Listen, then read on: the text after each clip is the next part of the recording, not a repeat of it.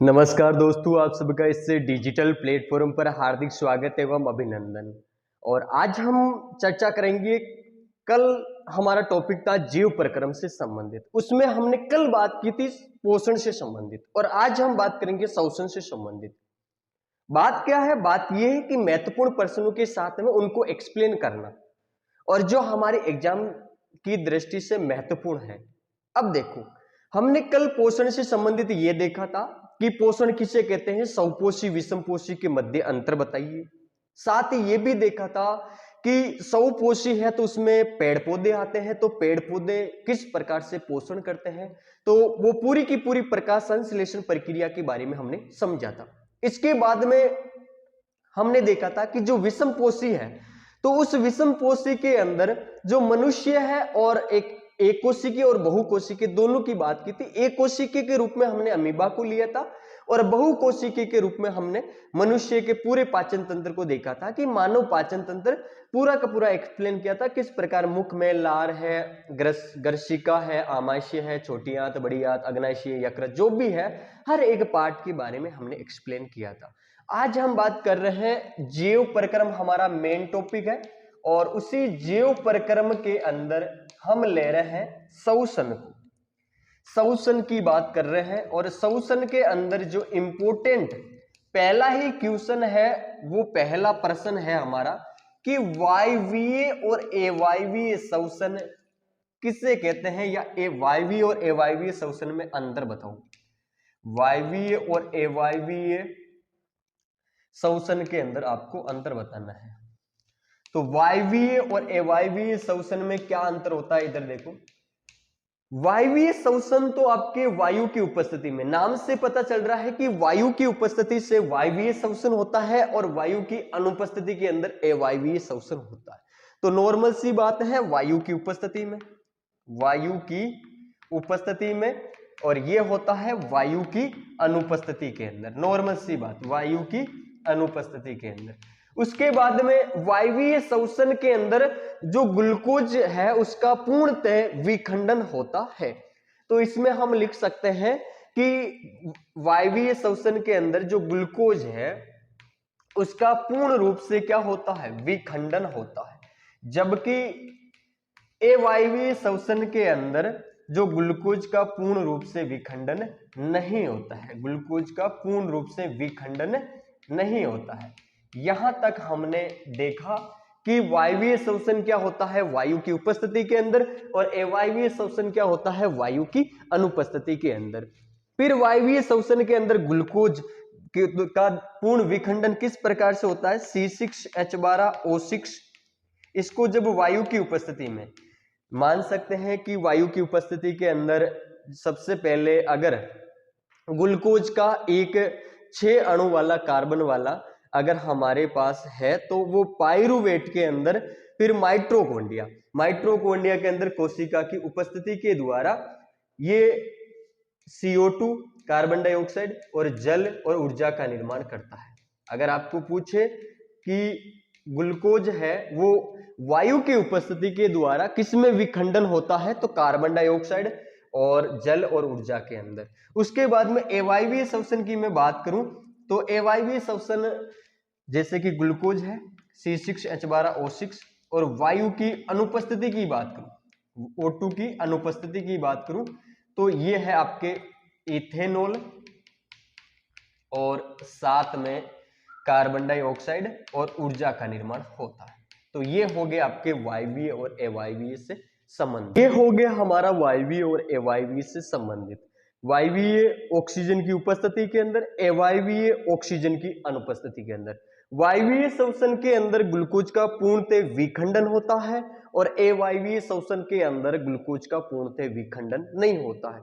विखंडन के दौरान वायवीय श्वसन के अंदर कार्बन डाइऑक्साइड, जल और ऊर्जा का निर्माण होता है। और ये होता किसमें, अवायवीय श्वसन, ये आपके जो माइट्रोकॉन्ड्रिया है, जीवों के अंदर माइट्रोकॉन्ड्रिया के अंदर होता है। इसके बाद में देखो, इसके बारे में चलो हम समझते हैं कि ग्लूकोज का विभिन्न पत्तों पर जो विखंडन है उसके बारे में हम समझते हैं। तो इधर देखिए, मेरे साथ में आप जुड़िए, और हम देखते हैं ग्लूकोज एक कार्बन वाले अणु का 3 कार्बन वाले अणु के पाइरुवेट में किस प्रकार से विखंडन होता है, इस प्रकार से देखते हैं। तो जैसे कि मेरे पास क्या है, ग्लूकोज है, मेरे पास ग्लूकोज है और उसका क्या होता है, यह है आपके 6 कार्बन अणु वाला और ये कोशिका द्रव्य के अंदर, कोशिका द्रव्य से ये आपका पाइरुवेट के अंदर, पाइरुवेट के अंदर, और पाइरुवेट है वो 3 कार्बन अणु वाले पाइरुवेट के अंदर किस प्रकार से विखंडन होता है। इधर देखोगे आगे, जैसे कि अगर हमें ऑक्सीजन की उपस्थिति के अंदर, ऑक्सीजन की O2 की उपस्थिति, तो O2 की उपस्थिति के दौरान हमारे पास कार्बन डाइऑक्साइड, जल और ऊर्जा का निर्माण होता है। आगे देखोगे हमारे पास ये होता किसमें है, ये माइटोकॉन्ड्रिया में होता है। तो आपको पता होना चाहिए माइटोकॉन्ड्रिया के अंदर होता है ऑक्सीजन की अनुपस्थिति। अगर ऑक्सीजन की अनुपस्थिति की बात करूं मैं, तो वो आपके किस में होगा, यीस्ट के अंदर होगा, और साथ ही निर्माण किसका होगा, इथेनॉल, और साथ में कार्बन डाइऑक्साइड और ऊर्जा का निर्माण होगा। देखो ये आपको पूछा जा सकता है, क्वेश्चन पूछा जाता है, इसके बारे में भी क्वेश्चन पूछा जाता है। इसके बाद में जैसे कि ऑक्सीजन की और अनुपस्थिति के अंदर पूछे, जो हमारी पेशियों के अंदर होता है, जो हमारी पेशियों में होता है, तो उसके दौरान भी आपके लैक्टिक अम्ल और ऊर्जा प्राप्त होती है। तो ये भी आपको पता होना चाहिए कि भाई ग्लूकोज है वो एक 6 कार्बन वाले अणु का 3 कार्बन वाले अणु पाइरुवेट में किस प्रकार से विखंडन होता है, तो ये इस प्रकार से विखंडन होता है, ये भी आपको पता होना चाहिए। जैसे कि ऑक्सीजन की उपस्थिति के अंदर माइटोकॉन्ड्रिया, जिसके दौरान कार्बन डाइऑक्साइड, जल और ऊर्जा का निर्माण होता है। साथ ही ऑक्सीजन की अनुपस्थिति के अंदर जैसे कि यीस्ट की बात करूं तो उसमें इथेनॉल, कार्बन डाइऑक्साइड और ऊर्जा का निर्माण होता है।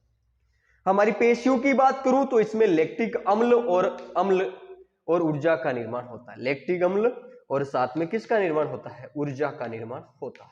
ये आपको पता होना चाहिए। तो ये था, इसके बारे में देखो आगे, ये तो हो गया।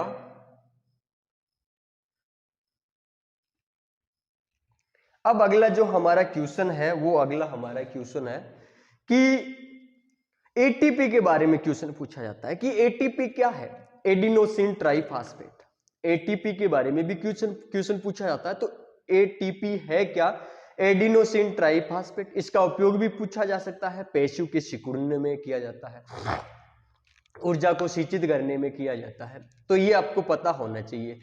और साथ फिर हमारा जो महत्वपूर्ण क्वेश्चन आता है वो आता है मानव पाचन तंत्र, सॉरी मानव श्वसन तंत्र, श्वसन से संबंधित मानव श्वसन तंत्र। ये देखो, मानव श्वसन तंत्र के बारे में हम देखें तो सबसे पहले नासा गुहा आती है। और नासा गुहा में क्या होता है, नासा गुहा के अंदर आपके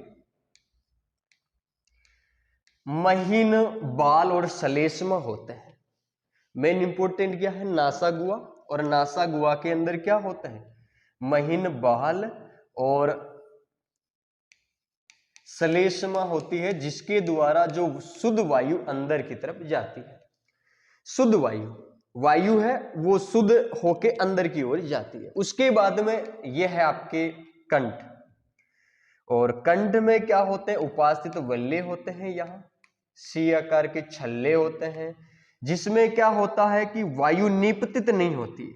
तो ये भी आप ध्यान में रखोगे कि ये जो आपको स्वर यंत्र दिखाई दे रहा है, कंठ दिखाई दे रहा है, यहाँ पे उपास्थित वल्ले होते हैं, उपास्थि वल्ले होते हैं। और ये किसका काम करते हैं, ये करते हैं आपके वायु को निपतित, यानी चिपकने नहीं देते, वायु को चिपकने नहीं देते, वायु को निपतित। ये आप नाम याद रखोगे, निपतित न हो, उपास्थित वल्लियों के कारण वायु निपतित न हो। उसके बाद देखो ये जो आपको दिखाई दे रहा है आगे ये आपका इधर आपके पंसलियां हो गई, और ये आगे जाकर फूफस के अंदर ये जो आगे छोटी छोटी नलिकाओं के अंदर विभाजित हो जाती है। तो ये गुब्बारे नुमा जो आपको दिखाई दे रही है नलिकाएं, इन्हें कूपिकाएं कहते हैं। और ये कूपिकाएं क्या करती है, गैसों का विनिमय करती है, गैसों का विनिमय करती है, गैसों का विनिमय करती है। आप सबको पता है कि जैसे ही हमारे द्वारा ऑक्सीजन ली जाती है तो ये आपके यहां पे आपको दिखाई दे रही है, इसी के नीचे आपको दिखाई दे रही है ग्रसनी, ग्रसनी से नीचे आपको श्वसन नलिका दिखाई दे रही है। तो ये वायु है, जैसे ही उपास्थित वलय ग्रसनी से होती हुई आगे कूपिकाओं के अंदर जाती है, तो इन कूपिकाओं के अंदर ऑक्सीजन आपकी चली जाती है। उसके बाद में जो रुधिर होता है, रुधिर से जो विऑक्सीजनित रुधिर है वो कहां आता है, इन फेफड़े के अंदर, कूपिकाओं के अंदर ऑक्सीजन लेने के लिए आता है, और CO2 को क्या करता है, बाहर छोड़ने का काम करता है। तो ये जो सारी की सारी प्रक्रिया है वो किस में होती है, श्वसन तंत्र में होती है। तो वेरी इंपॉर्टेंट है कि श्वसन तंत्र का चित्र भी पूछा जा सकता है, और इसकी क्रियाविधि भी पूछी जा सकती है कि ये नासा मार्ग है, इसमें महीन बाल होते हैं, श्लेष्म होते हैं, जो वायु को शुद्ध करके अंदर भेजने का काम करते हैं। उसके बाद में ये आपको कंठ के अंदर उपास्थित वल्ले दिखाई दे रहे हैं, जो वायु को निपतित होने से बचाते हैं। उसके बाद में ये आपकी श्वसनी से होते हुए ये आपकी वायु कूपिकाओं के अंदर चली जाती है, और जैसे ही आपके फेफड़े ऊपर की ओर आते हैं तो जो आपका डायफ्राम है वो चपटा हो जाता है। ये पूरी की पूरी आपको क्रियाविधि भी आनी चाहिए। तो ये पूछा जा सकता है कि मानव श्वसन तंत्र का नामक चित्र बनाते हुए इसकी क्रियाविधि लिखो। तो आज का जो सेक्शन है वो क्या होता है, यहाँ पर समाप्त होता है। आज के इंपॉर्टेंट क्वेश्चन क्या थे, एक तो ये क्वेश्चन था कि वायवीय और अवायवीय में अंतर समझो। दूसरा क्वेश्चन ये था कि एटीपी क्या होता है। अगला क्वेश्चन ये था कि ग्लूकोज के जो ऑक्सीजन के विभिन्न जो खंड है, विभिन्न जो पथ है, उनको समझो। 3 प्रकार से हमने देखा था, एक तो ऑक्सीजन की उपस्थिति में, एक दो हमने देखे थे ऑक्सीजन की अनुपस्थिति के अंदर। एक तो हमारे पेशियों में, एक यीस्ट में, एक माइटोकॉन्ड्रिया में। एक क्वेश्चन ये पूछा जा सकता है कि मानव श्वसन तंत्र का चित्र बनाते हुए उसकी क्रियाविधि लिखो। तो ये आज के इंपॉर्टेंट क्वेश्चन थे। धन्यवाद।